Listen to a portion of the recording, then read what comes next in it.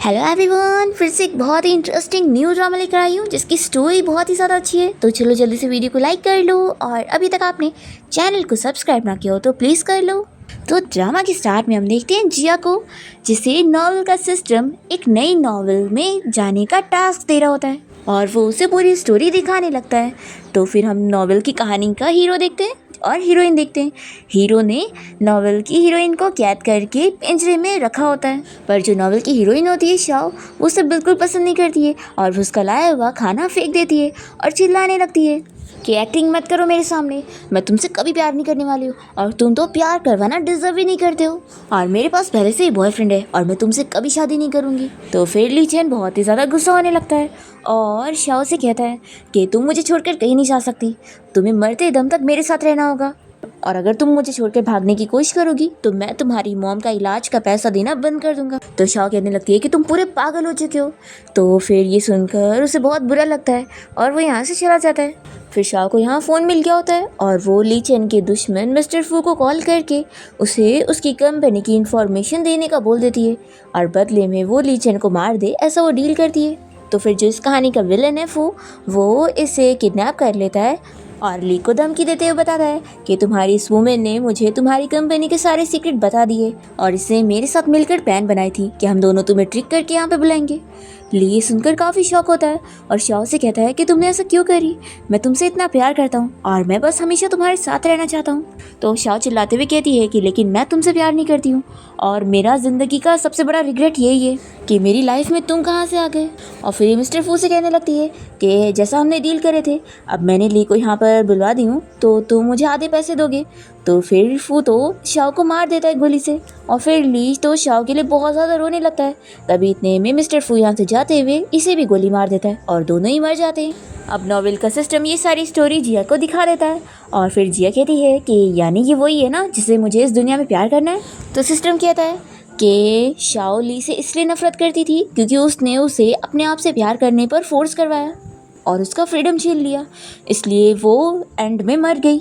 और फिर कहानी के हीरो और हीरोइन के मरने की वजह से कहानी का कोई वजूद ही नहीं रहा।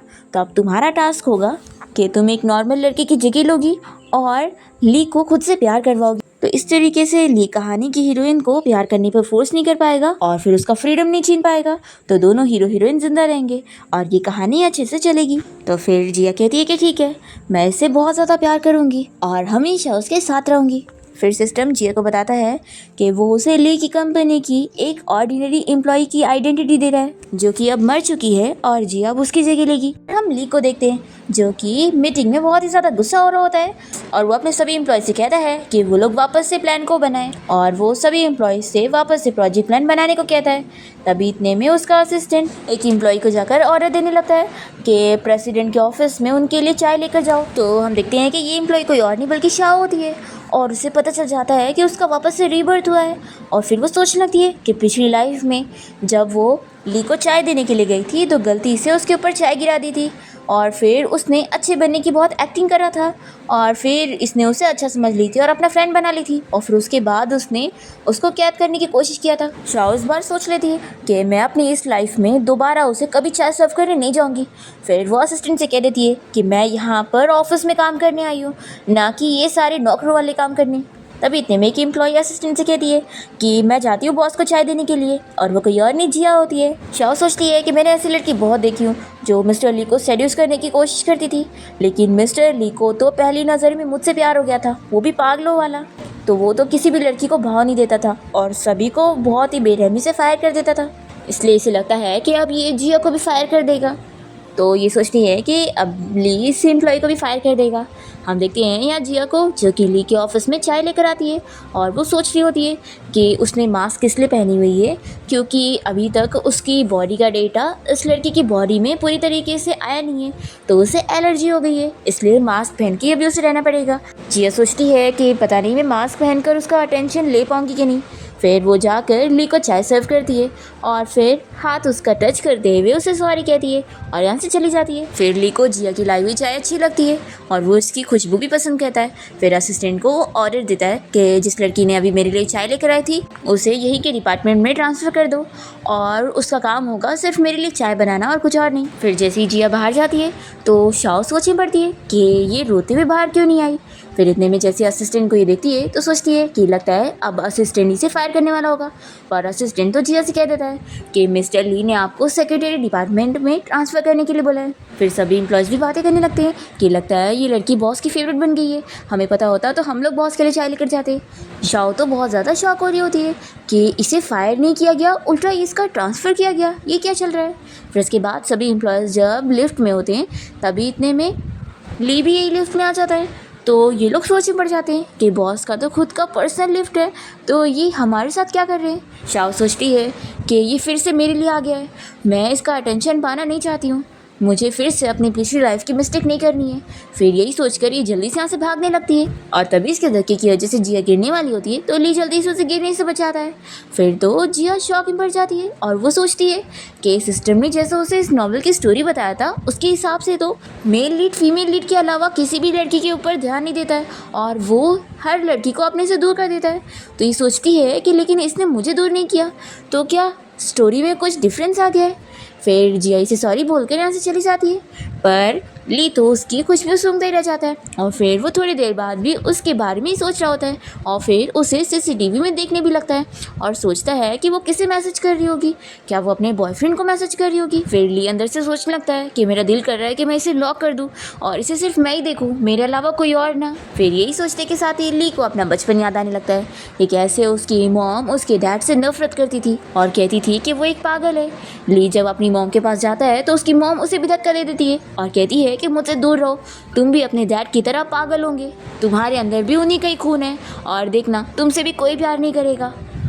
ली यही चीज़ याद करके अभी तक वही बचपन के ट्रॉमा में फंसा हुआ है और वो सोचने लगता है कि मेरे अंदर भी मेरे डैड का खून है, मेरे ग्रैंडपा भी ऐसे ही थे और मेरे डैड भी, तो मैं भी ऐसे ही बीमार रहूँगा और मुझसे कोई प्यार नहीं करने वाला है। यही सोचकर ली सारी चीज़ें गिराने लगता है पर फिर वो सोचता है कि नहीं, मैं ऐसे बिहेव नहीं कर सकता हूँ, अगर उसे पता लग गया तो वो भी मुझसे नफरत करेगी, मैं उसे पता लगने ही नहीं दूंगा। फिर वो जल्दी से अपनी टाई सही कर लेता है। फिर नेक्स्ट सीन में हम जिया को देखते हैं जो कि इस बारे में सोच रही होती है कि मुझे याद है स्टोरी के हिसाब से ली को आगे चल के स्टमक कैंसर हो जाएगा और फिर उसे इतना दर्द होगा कि वो बहुत ज़्यादा मेडिसिन लेगा, लेकिन ऐसा मैं इस बार नहीं होने दूंगी, मैं उसका ख्याल रखूँगी।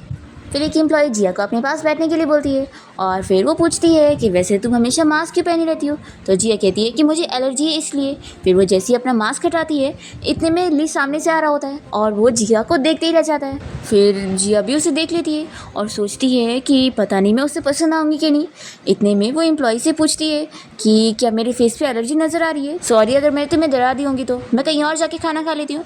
तो फिर एम्प्लॉय कहती है कि तुम बहुत ही अच्छी दिखती हो। फिर कंपनी के जो मेल एम्प्लॉयज़ होते हैं वो जिया को देखकर बहुत ही खुश होने लगते हैं और कोई जिया को स्ट्रॉबेरी खाने को दे रहा होता है तो कोई उससे उसका नंबर मांग रहा होता है तो जिया भी ली को देखते हुए उससे नंबर दे देती है। फिर ये देखकर ली जेलस हो जाता है और सोचता है कि आखिर वो इन सारे लोगों को इतना स्वीटली स्माइल करके क्यों देख रही है। वो गुस्सा होता है कि नहीं, उसे स्माइल करके सिर्फ मुझे देखना चाहिए। फिर ये अपने असिस्टेंट को कह देता है कि तुम उस एम्प्लॉय जिया को कह दो कि वो मेरे लिए चाय बनाकर ऑफिस में लेकर आए। फिर इसके बाद जिया जब चाय लेकर ली के ऑफिस की तरफ जा रही होती है तभी शाओ इसे देखते हुए सोचती है कि इसे ली को सेड्यूस करने का कितना शौक चढ़ रहा है। इसे तो पता ही नहीं है कि वो एक बहुत ही बड़ा पागल है और वो इसे भी कैद करके रख लेगा, लेकिन मुझे क्या, मैं उस ली से कोई भी वास्ता नहीं रखना चाहती हूँ और उससे बिल्कुल जुड़ना नहीं चाहती हूँ। पर फिर डिसाइड करती है कि नहीं, मुझे एक बार उसे रिमाइंड कर देना चाहिए। फिर शाओ जल्दी से जाकर जिया को रोकती है और कहती है कि देखो उस ली के पीछे मत पड़ो, वो इतना अच्छा नहीं है, तुम उसके पीछे जाओगी ना तो वो तुम्हें फायर कर देगा और तुम ये जॉब खो दोगी। तो जिया सोचती है कि ये तो हीरो से नफरत करती थी ना, तो इसे क्या हो गया। फिर जिया शाओ से पूछती है कि क्या हुआ, तुम मिस्टर ली को पसंद करती हो और तुम्हें डर लग रहा है कि कहीं मिस्टर ली को मुझसे प्यार ना हो जाए। तो शाओ कहती है कि बिल्कुल भी नहीं, मैं तो उल्टा तुम्हें बचा रही थी, लेकिन लगता है भलाई का ज़माना ही नहीं है। फिर जिया इसे कुछ नहीं कहती और वो सीधा ली के ऑफिस में जाती है और उसे चाय देने के बाद वो जैसे ही जाने लगती है तो ली उसे रोकता है और फिर उसे मैरिज एग्रीमेंट देने लगता है। तो जिया सोचती है कि ये क्या इसका दिल जीतना इतना आसान था, मैंने तो अभी कुछ करी भी नहीं। फिर ली जिया को बताने लगता है कि इस कॉन्ट्रैक्ट के हिसाब से मुझसे शादी करने के 1 साल बाद तुम्हें 100 मिलियन मिलेगा, और 2 साल बाद तुम्हें 500 मिलियन मिलेगा, और 5 साल बाद मेरी कंपनी के 5% शेयर्स मिलेंगे। फिर जिया मैरिज एग्रीमेंट को खोलकर देखने लगती है और तभी ली को इस सिचुएशन से पिछली लाइफ की कुछ चीज़ें याद आ रही होती है। जब उसने शाओ को भी यही मैरिज एग्रीमेंट का ऑफर दिया था तो उसने एग्रीमेंट उसके मुंह पे मारते हुए उसे चिल्लाई थी कि तुम ये पैसे देकर मेरी इंसल्ट कर रहे हो। तुम्हें क्या लगता है कि तुम पैसों से प्यार को खरीद लोगे? बिल्कुल भी नहीं। मैं इस पर बिल्कुल साइन नहीं करने वाली हूँ। पर ली को शाओ का बिल्कुल फेस नहीं नजर आ रहा होता है, बस उसके माइंड में ये सारी बातें चलती है और वो सोचता है कि ये सब क्या था। फिर जिया को वो एग्रीमेंट देखते हुए सोचने लगता है कि सही बात है, उसे यही लग रहा होगा कि मैं पैसे देकर उसकी इंसल्ट कर रहा हूँ, और वैसे भी मेरे जैसा पागल इंसान प्यार डिजर्व भी नहीं करता है। फिर वो जिया से कहता है कि अगर तुम मुझे रिजेक्ट कर रही हो तो कोई बात नहीं। तभी उसे कहती है कि मैं इसके लिए हाँ बोल रही हूँ। ली शॉक हो जाता है और कहता है कि तुम सच में मुझसे शादी करना चाहती हो? तो ये उसे पेन ले लेती है और साइन करनी चाहती है कि ये बिना कोई हेसिटेशन के मुझसे शादी करने के लिए रेडी हो गई है, तो क्या ये भी मुझे लाइक करती है? पर फिर ली को अपनी मॉम की बात याद आने लगती है। वो ली से कहती थी कि तुम्हारे अंदर तुम्हारे डैड का खून है और तुम भी एक पागल हो, तुमसे कोई प्यार नहीं करेगा। फिर ली अपने कान बंद करने लगता है और सोचता है कि नहीं, ये मुझसे प्यार कैसे कर सकती है, ये सब ज़रूर वो पैसे के लिए कर रही होगी। कोई बात नहीं, कम से कम मेरे पास पैसा तो है जिससे मैं उसे बांध के रख सकता हूँ। फिर जिया ली से बताती है कि मैंने साइन कर दी हूँ, तो बताओ अब हम लोग मैरिज सर्टिफिकेट लेने कब चल रहे हैं? तो ये कहता है कि अभी इसी वक्त। फिर इसके बाद दोनों मैरिज सर्टिफिकेट लेकर जब कार से जा रहे होते हैं तो फिर ली इस बारे में सोच रहा होता है कि क्या अगर अब मैं इसे वाइफ कहूँगा तो इसे बुरा लगेगा। तभी इतने में जिया उसका हाथ पकड़ते हुए उसे हस्बैंड बोलती है और कहती है कि अब तो हमारी शादी हो गई ना, तो मैं तुम्हें हस्बैंड कहकर बुला सकती हूँ ना। और ली भी उसका हाथ पकड़ता है और फिर जिया उससे पूछती है कि बताओ अब हम लोग क्या कंपनी चल रहे हैं? कंपनी में तुम्हारी एक इम्पॉर्टेंट मीटिंग है ना। ली पूछता है कि तुम कहाँ जाना चाहती हो, और वो मन में सोचता है कि लगता है मेरी बीमारी बढ़ती जा रही है। मुझे ये सोच कर इतना ज़्यादा क्यों गुस्सा आ रहा है कि अगर ये किसी और के साथ बात करेगी या फिजिकल कांटेक्ट करेगी तो मुझे बिल्कुल अच्छा नहीं लगेगा। मेरा बस दिल कर रहा है कि मैं इसे रूम में लॉक कर दूँ और इसे कहीं दूर नहीं जाने दूँ, लेकिन ये गुस्सा हो जाएगी सेम मेरी मॉम की तरह। वह याद करने लगता है कि कैसे उसकी मॉम उसके डैड को चिल्लाया करती थी कि मैं एक लिविंग पर्सन हूँ, आखिर तुम मुझे यहाँ कैद करके कैसे रह सकते हो? मेरी भी खुद की कुछ ज़िंदगी है। अगर मुझे पता होता कि तुम मेरे साथ ऐसा करोगे तो मैं तुमसे शादी करती ही नहीं। फिर ली इस बारे में सोच ही रहा होता है कि इतने में जिया उसका हाथ पकड़ती है और कहती है कि तुम जहाँ चलना चाहोगे मैं वहाँ चलूँगी, क्योंकि मैं बस अब हमेशा तुम्हारे साथ रहना चाहती हूँ। फिर ली तो बहुत ही ज़्यादा खुश रहता है और सोचता है कि मैंने जिया से बस ऐसे ही जल्दी में शादी कर लिया और उसे एक अच्छा सा प्रपोजल भी नहीं दिया, तो मैं अब उसे एक अच्छा सा प्रपोजल दूंगा। दूसरी तरफ शाओ अपनी सिस्टर के साथ एक शॉप में गई होती है और तभी उसकी सिस्टर को एक एंटीक पसंद आता है। तो फिर वो कहती है कि तुम्हें पसंद आया तो हम खरीद लेते हैं। वो अपना कार्ड देती है बिल पे करने के लिए, तो स्टाफ उसे बताती है कि उसके कार्ड में इतने पैसे ही नहीं है। तो शाओ याद करने लगती है कि पिछली लाइफ में ली उसे इतने ज़्यादा पैसे दिया करता था कि वो जो चाहे वो इतनी ईजिली खरीद लेती थी। शाओ सोचती है कि कोई बात नहीं, मेरे पास इस लाइफ में पैसे नहीं है तो क्या हुआ, कम से कम फ्रीडम तो है। फिर वो एक रेस्टोरेंट जाती है जहाँ पर चैन नाम का एक लड़का उसका पहले से इंतज़ार कर रहा होता है और वो उसे प्रपोज कर देता है। तो शाओ तो खुश हो जाती है और वो सोचती है कि पिछली लाइफ में भी वो इसे ही पसंद करती थी और अभी भी। ये सोचती है कि अगर ली ने हमें फोर्सली सेपरेट ना किया होता तो हम दोनों तो कभी अलग होते ही नहीं, लेकिन कोई बात नहीं, इस लाइफ में मैं इसके साथ रहूँगी। फिर जैसे ये इसकी रिंग देखती है तो रुक जाती है कि इतनी छोटी रिंग। फिर वो याद करने लगती है कि पिछली लाइफ में कैसे ली उससे बहुत ज़्यादा प्यार करता था और उसके लिए एक बहुत ही महंगी वेडिंग रिंग लेकर आया था, पर वो रिंग पहनना ही नहीं चाहती थी तो वो उसे ज़बरदस्ती पहना रहा था। फिर इतने में शाओ को हॉस्पिटल से कॉल आती है कि उसकी मॉम का कार एक्सीडेंट हो गया है और वो हॉस्पिटल में है। तो ये शॉक हो जाती है कि पिछली लाइफ में भी इसी टाइम पर ही उसकी मॉम का कार एक्सीडेंट हुआ था। फिर वो भागकर हॉस्पिटल पहुंचती है और अपनी मॉम को देख रही होती है। तभी चैनी से कहने लगता है कि तुम फिक्र मत करो, मैं पैसे जमा करूँगा और तुम्हारी मॉम का इलाज करवाऊँगा। तो ये सोचती है कि ये महीने में कितना ही कमा लेता होगा और मेरी मॉम के इलाज में तो मिलियंस जाने वाले हैं, तो ये बस बड़ी बड़ी बातें कर रहा है, ये इतना पैसा कहाँ से लाएगा। ये सोचती है कि क्या अब मेरी ये लाइफ भी पिछली बार की तरह ही होगी और मुझे पैसों के लिए ली के फोर्स करने पर उसके साथ रहना पड़ेगा और मुझे कोई फ्रीडम नहीं मिलेगा। लेकिन फिर सोचती है कि लेकिन मेरी मॉम का क्या, नहीं मैं इतनी सेल्फिश नहीं बन सकती हूँ, मुझे अपनी मॉम का सोचना होगा, उनकी लाइफ ज़्यादा इंपॉर्टेंट है। फिर ये तुरंत ही असिस्टेंट को कॉल करके पूछती है कि बॉस कहाँ पर है। तो असिस्टेंट बताता है कि बॉस तो अपना प्रपोजल करने की तैयारी में बिजी है। तो ये सुनकर ही शॉक होती है। फिर यहाँ पर हम ली के फ्रेंड्स को देखते हैं जो कि आपस में बात कर रहे होते हैं कि उन्हें यकीन नहीं हो रहा है कि ली जैसा बंदा किसी लड़की को प्रपोज करने जा रहा है। ये लोग कहते हैं कि वो तो हमेशा बस काम करता रहता है ना, और काम ही उसका सच्चा प्यार है, तो उसे किसी लड़की से प्यार कैसे हो गया, और वैसे वो लड़की है कौन जिससे ली शादी करने वाला है। फिर इतने में ली यहाँ जिया को लेकर पहुँचता है, और जैसे ये लोग कार से बाहर आते हैं तो ली की फ्रेंड जिया को देखकर बहुत ही खुश हो जाती है और कहने लगती है कि तुम तो कितनी ब्यूटीफुल हो, क्या तुम बताओगी कि कहीं ली ने तुम्हें अपने साथ रहने के लिए फोर्स तो नहीं किया है। तो जिया कहती है कि बिल्कुल नहीं, मैं तो इससे प्यार करती हूँ और मैं ज़िंदगी भर इसके साथ रहूँगी। और वो मन में सोचती है कि मेरा तो इस दुनिया में आने का मकसद यही था कि मुझे इससे प्यार करना है। फिर ली की फ्रेंड उसे कहने लग जाती है कि तुम तो कितनी ज़्यादा लकी हो जो तुम्हें इतनी ब्यूटीफुल लड़की मिली है। फिर हम देखते हैं कि शाओ यहाँ प्रपोजल इवेंट में पहुँच जाती है और सोचती है कि ली ने इतनी बड़ी तैयारी करवाया है प्रपोजल इवेंट के लिए, वो कितना चालाक है, उसने पता लगा लिया कि मेरी मॉम बीमार हो गई है, तो मेरी मॉम के मेडिकल फीस का खर्चे का बहाना लेकर वो मुझे शादी के लिए फोर्स करना चाहता है। लेकिन उसने चाहे कितनी भी अच्छी तैयारी क्यों ना किया हो, मैं उसे रिजेक्ट करूँगी और उसे एहसास दिला के रहूँगी कि वो पैसों से प्यार को खरीद नहीं सकता है। फिर इतने में वो ली के फ्रेंड्स को बातें करते हुए देखती है, जो कि कह रहे होते हैं कि अब ली की तो इतनी ब्यूटीफुल लड़की से शादी होने वाली है, तो हमारी कब होगी। तो शाओ उन लोगों से कहती है कि तुम लोगों ने कैसे सोच लिया कि मैं उसे हाँ ही कहने वाली हूँ, मैं बस यहाँ पर उससे अपनी मॉम के इलाज का पैसा लेने आई हूँ और मैं कोई उसे शादी के लिए हाँ नहीं बोलने वाली हूँ। तुम लोगों ने मुझे क्या समझा हुआ है जो मैं उसे हाँ ही बोलूँगी। तो फिर ये लोग कहते हैं कि तुम हो कौन और यहाँ कहाँ से आ गई हो। तो ये बताती है कि मैं वही हूँ जिसे ली प्रपोज करने वाला है। तो ये लोग कहते हैं कि लगता है तुम कोई मेंटल हॉस्पिटल से भाग कर आई हो, तुमने अपने आप को देखी भी हो, तुम अपने आप को वो लड़की कैसे बता सकती हो जिससे ली शादी करने वाला है, क्या तुमने अपना मुंह आईने में भी देखी हो। तो ये कहती है कि तुम लोगों को नहीं पता कि ली मुझसे कितना प्यार करता है और वो अपनी सारी प्रॉपर्टी मेरे नाम पे करने के लिए तैयार है। तो फिर लोग हंसने लगते हैं कि ये लड़की दिन में सपने देख रही है।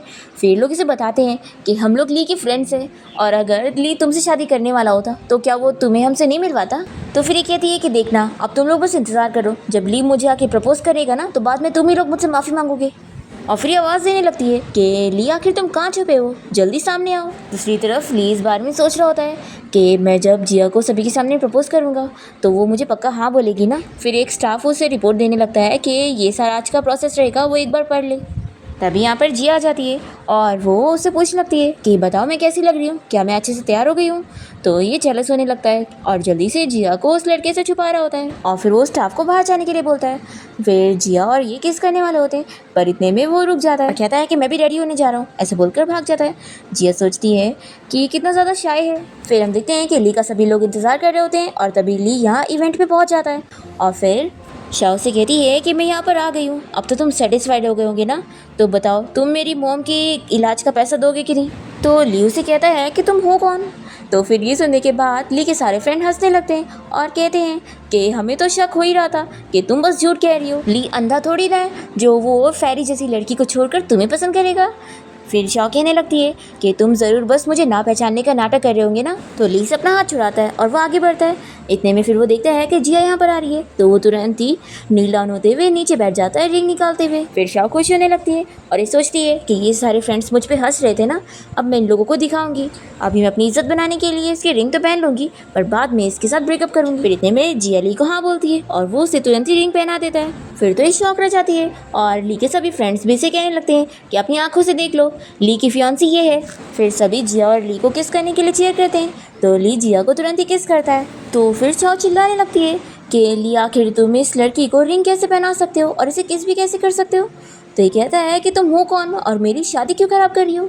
तो फिर ये कहती है कि तुम मुझे ध्यान से देखो, मैं वही लड़की हूँ जिससे शादी करने के लिए तुम पीछे पड़े हुए थे, तो अब मैं रेडी हूँ तुमसे शादी करने के लिए।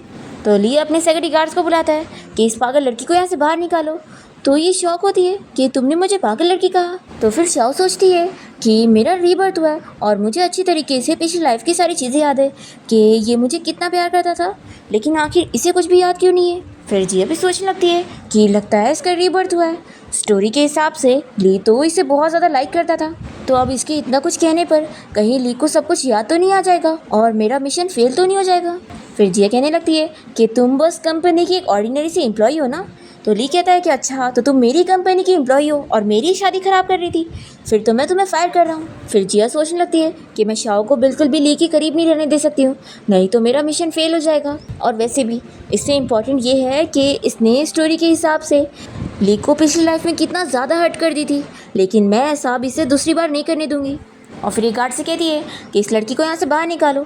तो फिर शाओ चिल्लाने लगती है कि तुम हो कौन और तुम मुझे यहाँ से क्यों निकालना चाहती हो, लगता है तुम्हें सब कुछ पता है कि ये सारी चीज़ें मेरी होनी चाहिए थी। तो फिर ली से चिल्लाता है कि तुम इतनी देर से क्या बकवास करी जा रही हो।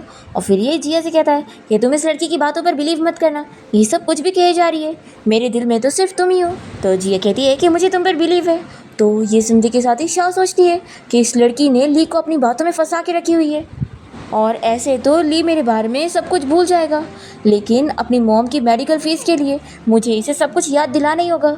तो शाओ कहने लगती है कि ली क्या तुम मुझे सच में भूल गए हो, याद करो तुमने मुझसे शादी करने के लिए कैसे मुझे मेरे बॉयफ्रेंड से भी ब्रेकअप करवा दिए थे और फिर मुझे मेरी मॉम की मेडिकल फ़ीस के नाम पर धमकी दिए थे।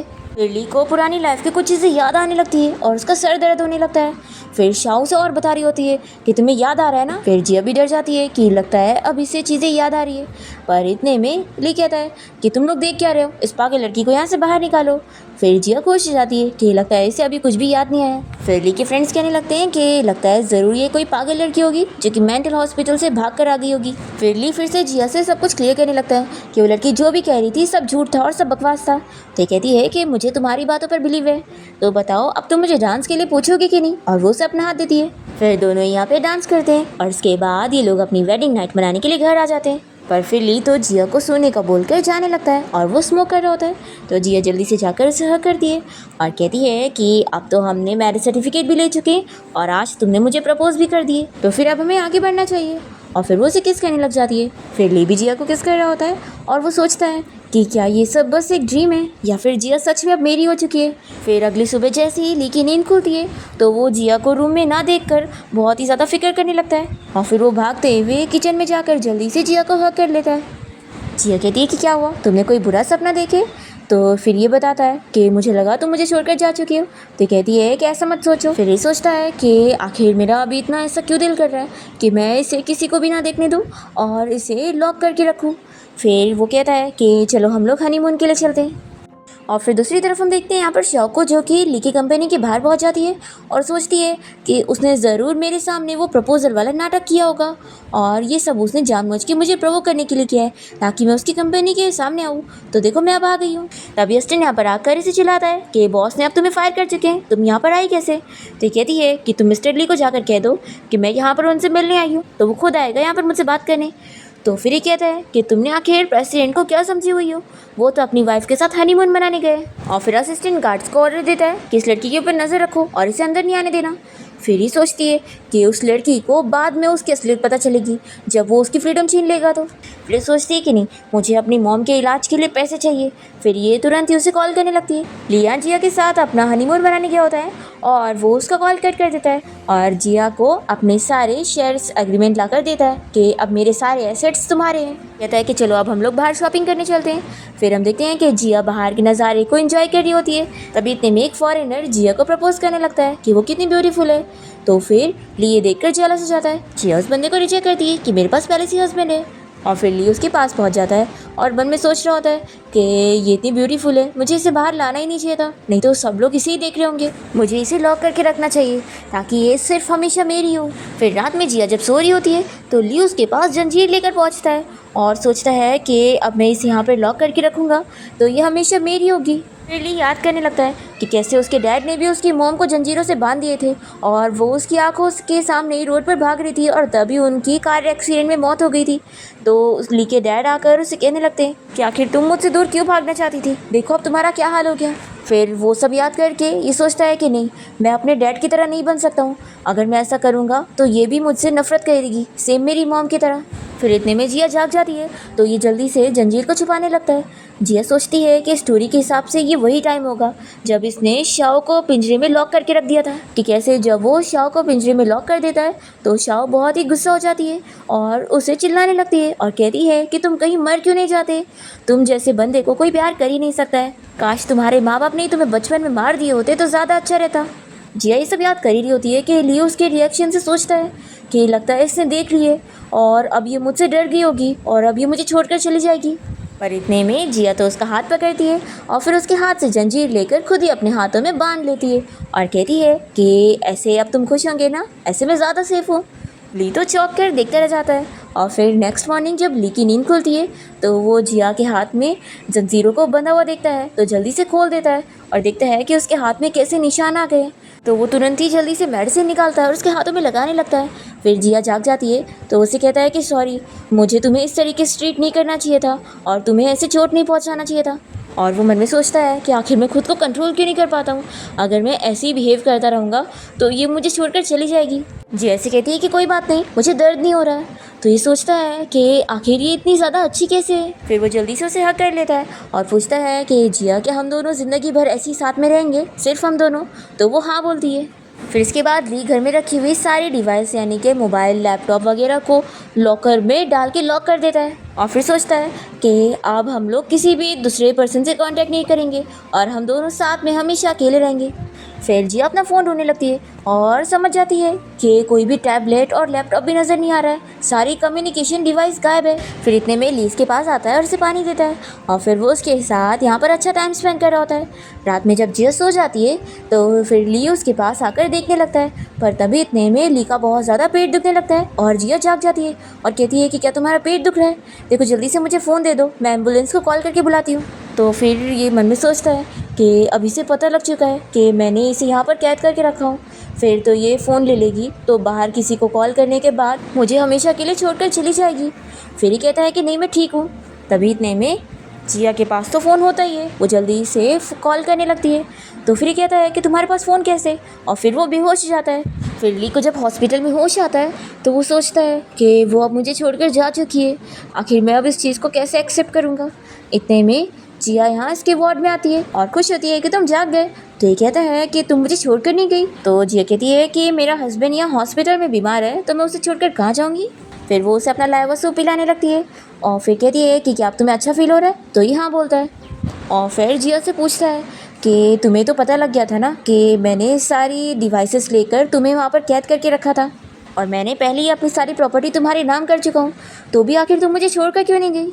तो जिया कहती है कि वैसे तो मुझे एक रूम में रहना पसंद नहीं है, लेकिन तुम जहाँ पर भी होगे मुझे वहाँ पे रहना पसंद होगा, क्योंकि हम दोनों कपल है ना, तो हम दोनों को हमेशा साथ रहना होगा। ऐसा बोलकर वो उसे हक करती है। तो फिर ली बहुत ही खुश होता है और उसे आई लव यू बोलता है। दूसरी तरफ हम देखते हैं यहाँ पर शाओ को, जो कि बहुत ही गुस्सा हो रही होती है कि ली ने मेरा एक भी कॉल नहीं उठाया। फिर इतने में यहाँ पर चैन आ जाता है और उसे कहने लगता है कि जल्दी से हॉस्पिटल चलो, तुम्हारी मॉम की सर्जरी के लिए बस तुम्हारी साइन की ज़रूरत है। तो फिर कहती है कि नहीं, मैं ऐसे नहीं जा सकती हूँ, मुझे मॉम की मेडिकल एक्सपेंसेस के लिए पैसे चाहिए। तो ये कहता है कि तुम क्या सोच रही हो, मैंने और तुम्हारी बेस्ट फ्रेंड ने मिलकर पैसे जमा कर लिए हैं तुम्हारी मॉम की सर्जरी के लिए, तो बस अब तुम्हारी साइन चाहिए, तो चलो जल्दी से। तो फिर ये कहती है कि मैं नहीं जाऊँगी, अब मेरी मॉम के इलाज के लिए अभी बहुत सारे पैसे लगने वाले हैं, तो मुझे अभी ली की ज़रूरत है, तुम्हारी नहीं। तुम यहाँ से चले जाओ, अगर ली तुम्हें देखेगा तो उसे अच्छा नहीं लगेगा और फिर तो वो और मुझे कोई पैसे नहीं देगा। तो ये कहता है कि तुम पागल हो गई हो, तुम्हारी मॉम के पास ज़्यादा टाइम नहीं है, उनकी कंडीशन बहुत ही सीरियस हो चुकी है। तो ये कहती है कि तुम इन सब में मत पड़ो तो अच्छा होगा। तो फिर चैन इससे गुस्सा होकर चला जाता है और फिर शाओ सोचने लगती है कि पिछली लाइफ में मैंने ही अपने ज़िद में आकर ली को अपने करीब नहीं आने दी थी, लेकिन अगर अब मैं उसे सेड्यूस करूँ तो वो फिर मेरा हो के रहेगा और फिर मुझे मेरी मॉम की मेडिकल फीस के लिए पैसे मिल जाएंगे, मुझे अपनी मॉम के लिए खुद को सेक्रीफाइस करना ही होगा। फिर ऑफिस में हम देखते हैं कि जिया ली के लिए ब्रेकफास्ट लेकर आई होती है, तो वो उसे फोरहेड पर किस करता है और कहता है कि चलो साथ में ब्रेकफास्ट करते हैं। तभी कंपनी के एम्प्लॉयज़ जिया के बारे में बात कर रहे होते हैं कि बॉस की वाइफ कितनी ज़्यादा ब्यूटीफुल है और बॉस भी उन्हें बहुत पसंद करते हैं, उन्होंने अपनी कितनी सारी प्रॉपर्टी उनके नाम कर रखे। तभी यहाँ पर शाओ ये सारी बातें सुन रही होती है और वो यहाँ पर क्लीनर बन के आई होती है और फिर वो याद करने लगती है कि कैसे ली ने भी उसे इतने सारे पैसे ऑफर किया था, पर इसने एग्रीमेंट को उसके मुंह पर मारी थी और बोली थी कि वो पैसों से प्यार नहीं खरीद सकता है। यहाँ पर वो सोचती है कि ये लड़की कितनी बेशरम है जो पैसे के लिए मिस्टर ली को फंसाई हुई है, लेकिन अब वो ज़्यादा दिन तक नहीं टिकने वाली है, क्योंकि मैं ली को फिर से खुद से प्यार करवा के रहूँगी ताकि मैं अपनी मॉम का इलाज करवा सकूँ। फिर इसके बाद हम देखते हैं कि जैसे ही ली यहाँ पर अपनी चाय पीने के लिए जाता है तो पहले से ही शाओ ने उसमें ड्रग मिला के रखी होती है और फिर जैसे ही ली थोड़ा सा पीता है तो उसे अंदाज़ा हो जाता है कि इसमें ड्रग है। फिर वो नशे में हो चुका होता है और शाओ उसके पास पहुंच जाती है और सोचती है कि पिछली लाइफ में उसने इनिशिएटिव लिया था तो अब इस लाइफ में ये लेगी। फिर वो उसका शर्ट खोलने की कोशिश करती है और सोचती है कि मैं बस अपनी मॉम के इलाज के लिए ही तुम्हें अपने आप को टच करने दे रही हूँ, नहीं तो मैं कभी तुम्हें ऐसा करने नहीं देती। तभी ली उसे चिल्लाता है कि पागल लड़की, फिर तुम यहाँ पर आ गई हो। वो उसे अपने से दूर करने की कोशिश करता है पर फिर से ये बेहोश हो जाता है और ये उसके नज़दीक जाने लगती है। और कहने लगती है कि जब मैंने अपने बॉयफ्रेंड को किस करी थी तो तुम्हें बहुत ही जेलसी फील हुई थी और तुमने फिर मुझे लॉक करके रख दिया था। और फिर उसे वो किस करने वाली होती है कि इतने में ली जाग जाता है और उसे अपने से दूर करता है और फिर उसे थोड़ी बहुत चीज़ें याद आ रही होती है और हमें फ्लैशबैक में दिखाते हैं कि कैसे शाओ अपने बॉयफ्रेंड चैन को किस कर रही होती है और उसे बताती है कि वो सिर्फ उससे ही पसंद करती है और ली से तो वो अपना पीछा छुड़ाना चाहती है जो कि उसे लॉक करना चाहता है। और ली ये सारी चीज़ें देख लेता है और उसे बहुत गुस्सा आती है। फिर यहाँ फ्लैशबैक ख़त्म होता है। दूसरी तरफ जिया को सिस्टम इस बारे में बताता है कि अभी का टाइम ऐसा चल रहा है कि कभी भी ली को अपनी पुरानी मेमोरीज फिर से याद आ सकती है और अगर ऐसा हुआ तो वो फिर से हीरोइन से ही प्यार करेगा। तो जिया ये सुनते के साथ ही से मिलने के लिए ऑफिस में पहुंचती है और वहाँ पर वो उसका कोट देखती है, पर तभी वो देखती है कि सामने तो वो शाओ को गला दबा रहा होता है और उसे अपने से दूर कर देता है। तो फिर शाओ कहने लगती है कि तुम इसके लिए मुझे अपने से दूर कर रहे हो, क्या तुम भूल गए कि पास्ट लाइफ में तुम मुझसे प्यार करते थे। तो फिर ली इसे फिर से दूर करता है और जिया का हाथ पकड़ के इसे समझाता है कि तुम्हें अब तक मेरी बात समझ में नहीं आई कि मुझे अपनी पिछली लाइफ की कोई नहीं पड़ी है और मैं इस लाइफ में सिर्फ और सिर्फ जिया से प्यार करता हूँ। और फिर ये असिस्टेंट को बुलाकर इसे कहता है कि इसे यहाँ से बाहर निकालो। फिर असिस्टेंट शाओ को पकड़ के लेके चला जाता है और जिया ली से पूछती है कि उसने तुम्हें ड्रग दी है। तो फिर ये तुरंत ही उसे किस करने लगता है और दोनों ही नाइट स्पेंड करते हैं। नेक्स्ट मॉर्निंग होती ही जिया ली को पीछे से हक करती है और फिर ली सोचता है कि आखिर अब मैं जिया को शाओ के बारे में कैसे एक्सप्लेन करूं। फिर जिया कहती है कि तुम किसी भी चीज़ की फिक्र मत करो, मुझे तुम्हारी हर बात पर बिलीव है और मैं हमेशा तुम्हारे साथ रहने वाली हूँ। ऐसा बोलकर फिर वो उसे हक करती है और सोचती है कि अब ली को पिछली लाइफ की चीज़ें याद आ गई है तो क्या अब ये फिर से वही सेम मिस्टेक करेगा। फिर दोनों साथ में बाहर वॉक करने जाते हैं और ली बस सोच रहा होता है कि काश हम दोनों साथ में हमेशा ऐसे ही रहें।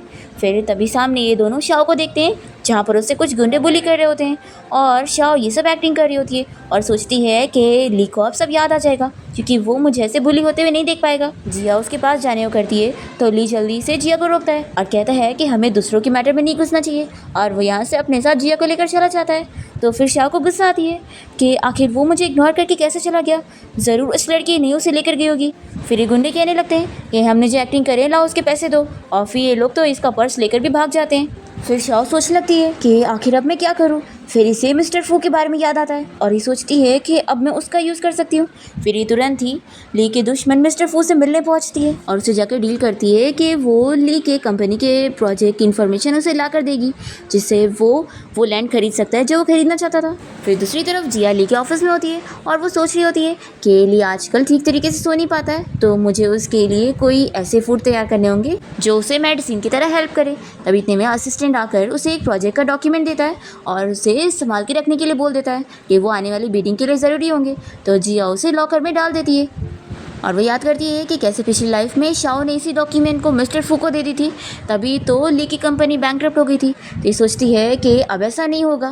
पर जब जिया यहाँ से जा चुकी होती है तो यहाँ पर शाओ क्लीनर की जॉब की एक्टिंग करते हुए पहुँच जाती है और वो लॉकर में से उस डॉक्यूमेंट को निकाल लेती है और खुश होने लगती है कि अच्छा हुआ पिछली लाइफ में ली ने मुझे अपना पासवर्ड बताया हुआ था। फिर ली की कंपनी ये बिडिंग हार जाते हैं तो सभी शेयर होल्डर ली को चिल्ला रहे होते हैं कि इस बिडिंग डॉक्यूमेंट के बारे में सिर्फ और सिर्फ उसकी वाइफ और असिस्टेंट को भी पता था और असिस्टेंट तो उसे धोखा नहीं दे सकता तो उसकी वाइफ ने ही ये डॉक्यूमेंट लीक करी है। तो ली सभी से कहता है कि मुझे अपनी वाइफ पर पूरा बिलीव है, ये ऐसा कर ही नहीं सकती है।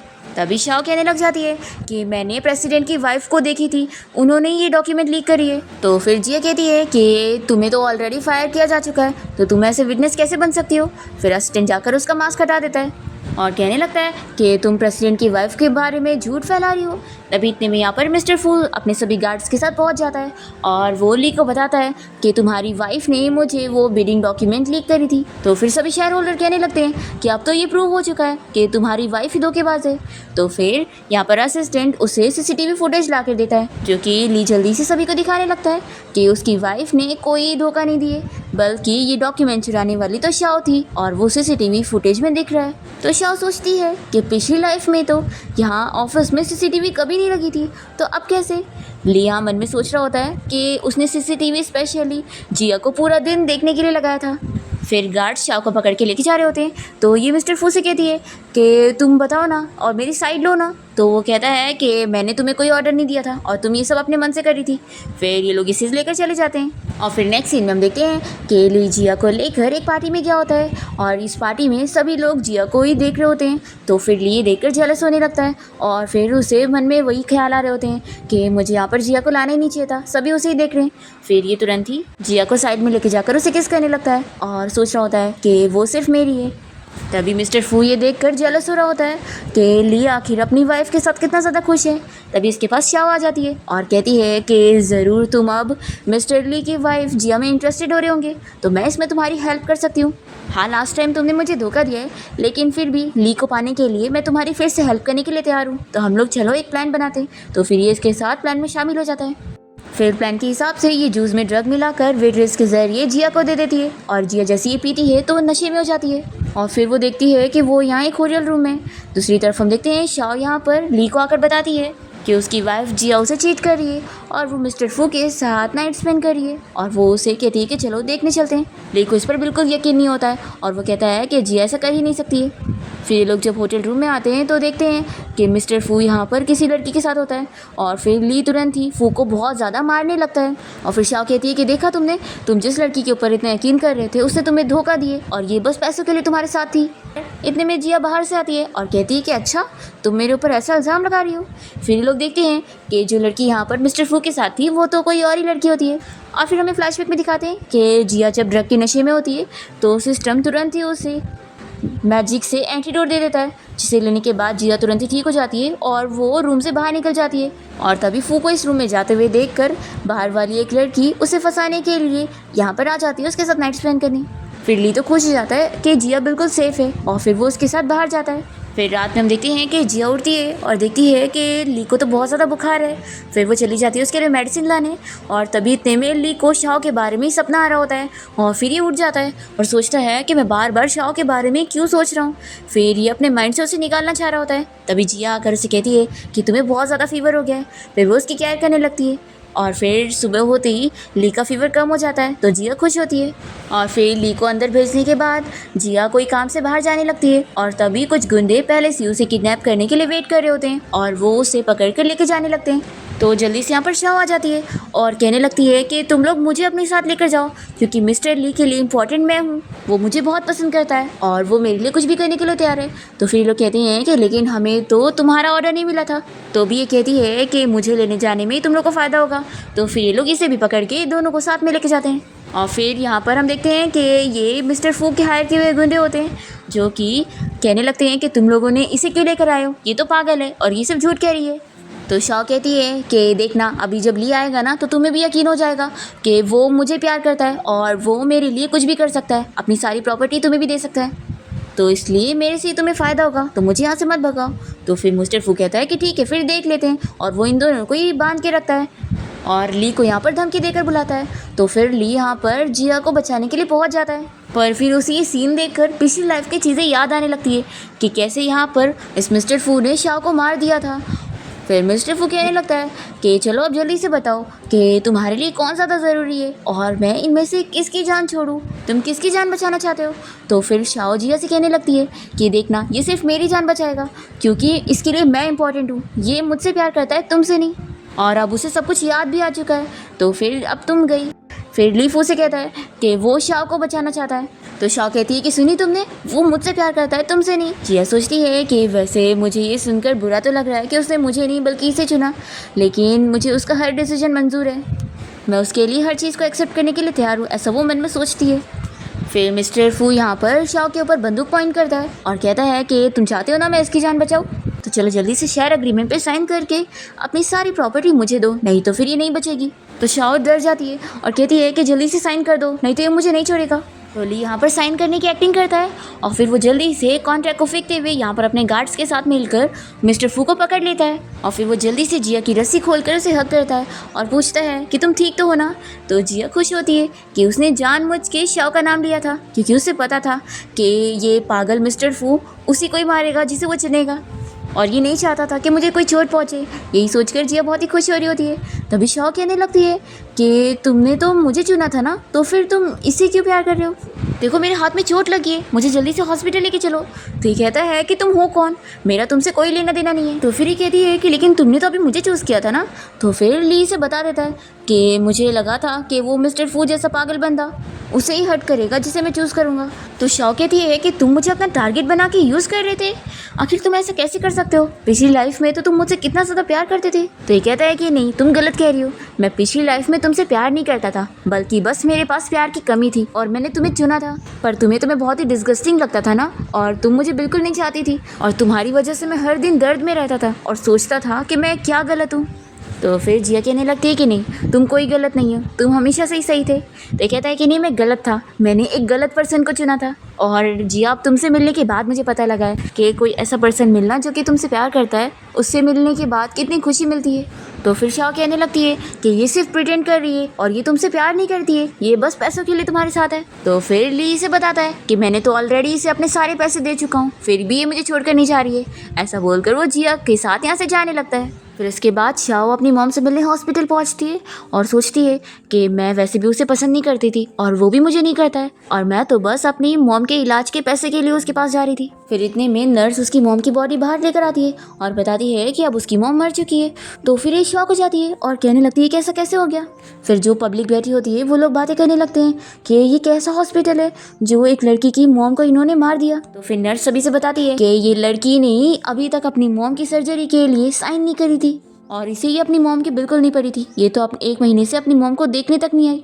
फिर ये जाने के बाद सभी लोग शाओ की बुराई करते हैं कि आखिर ये कैसी बेटी है, और अब यहाँ पे रोने की एक्टिंग कर रही है कि इसे अपनी मॉम की पड़ी थी। फिर शाओ यहाँ पे रोने लग जाती है और फिर इसके बाद वो न्यूज़ में जिया और ली को साथ में खुश देखकर गुस्सा होने लगती है और सोचती है कि मैंने अपनी मॉम भी खो दी और मेरे पास अब रहने को भी जगह नहीं है, तो आखिर अब वो लोग कैसे खुश रह सकते हैं। फिर ये पहुंच जाती है जिया को चाकू से मारने के लिए और उसे कहने लगती है कि तुमने ही ली को सेड्यूस करके उसे मुझसे छीन ली, इसलिए ही अब वो मुझसे प्यार नहीं करता है। अगर तुम बीच में ना आती तो ये मेरी मॉम की मेडिकल फीस के लिए पैसे भर देता और मेरी मॉम आज जिंदा होती।